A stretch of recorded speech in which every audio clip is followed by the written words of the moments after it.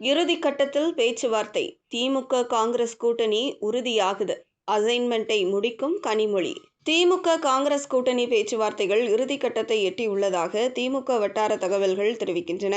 டெல்லியில் உள்ள ராகுல் காந்தியின் இல்லத்தில் திமுக எம்பி கனிமொழி அவரை சந்தித்து பேசியதை தொடர்ந்து கிட்டத்தட்ட இரண்டு கட்சிகளுக்கும் இடையில் கூட்டணி இறுதியாகியுள்ளதாக கூறப்படுகிறது. சுமார் 1 மணி நேரம் நீடித்த இந்த உயர்மட்ட ஆலோசனையில் இரு கட்சிகளுக்கும் இடையிலான உறவு குறித்து விரிவாக விவாதிக்கப்பட்டது. தமிழக தேர்தலுக்கான திமுக காங்கிரஸ் கூட்டணி தற்போதைய நிலையில் உறுதி செய்யப்பட்டுள்ளது என நம்பத்தகுந்த வட்டாரங்கள் தெரிவிக்கின்றன. கடந்த சில வாரங்களாக நிலவி வந்த இழுபறிகளுக்கு இந்த சந்திப்பு முற்றுப்புள்ளி வைத்துள்ளது. கூட்டணி உறுதியானாலும் தொகுதி பங்கீடு பேச்சுவார்த்தையில் சிக்கல்கள் நீடிக்கலாம் என்று கூறப்படுகிறது. தொகுதி பங்கீடு பேச்சுவார்த்தைகளை முன்னெடுத்துச் செல்ல காங்கிரசின் மூத்த தலைவர் முகுல் வாஸ்னிக் நியமிக்கப்பட்டுள்ளார்.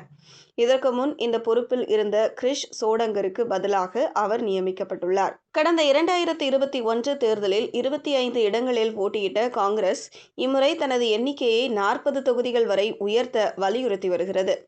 காங்கிரஸ் கேட்கும் 40 இடங்களை வழங்க திமுக தயக்கம் காட்டி வருகிறது. அதிகபட்சமாக 28 முதல் 30 இடங்கள் வரை மட்டுமே வழங்க திமுக முன்வந்துள்ளதாக தெரிகிறது. இந்த சந்திப்பில் காங்கிரஸ் தரப்பில் ஆட்சியில் பங்கு கோரிக்கை முன்வைக்கப்பட்டதாக தெரிகிறது. இருப்பினும் திமுக தலைமை இதற்கு திட்டவட்டமாக மறுப்பு தெரிவித்துவிட்டது. ஆட்சியில் பங்கு இல்லை, அதில் மட்டும் சமரசம் செய்ய முடியாது என்பதையும், காங்கிரசுக்கு இடமளித்தால் மற்ற கூட்டணி கட்சிகளும் இதே கோரிக்கையை முன்வைக்கும் என்பதையும் கனிமொழி தரப்பில் ராகுல் காந்தியிடம் தெளிவுபடுத்தப்பட்டதாக கூறப்படுகிறது. இதனையடுத்தே திமுக காங்கிரஸ் கூட்டணி பேச்சுவார்த்தைகள் இறுதிக்கட்டத்தை எட்டியுள்ளதாக திமுக வட்டார தகவல்கள் தெரிவிக்கின்றன. காங்கிரஸ் நிர்வாகிகளை கட்டுப்படுத்த வேண்டும் என்று ராகுலிடம் கனிமொழி கோரிக்கை வைத்ததாக கூறப்படுகிறது. இதற்கு சமீப காலமாக இரு கட்சி நிர்வாகிகளும் சமூக வலைதளங்களில் மோதிக்கொள்வதை ராகுல் காந்தி சுட்டிக்காட்டியுள்ளார். கூட்டணி தர்மத்தை மீறாத வகையில் நிர்வாகிகளை கட்டுப்படுத்த வேண்டும் என திமுக தலைமையிடம் அவர் கேட்டுக்கொண்டுள்ளார்.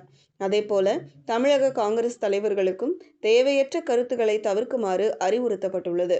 நடிகர் விஜயின் தமிழக வெற்றிக் கழகம் ஏற்படுத்தியுள்ள தாக்கம் இம்முறை காங்கிரஸை அதிக தொகுதிகள் கேட்க தூண்டியுள்ளது.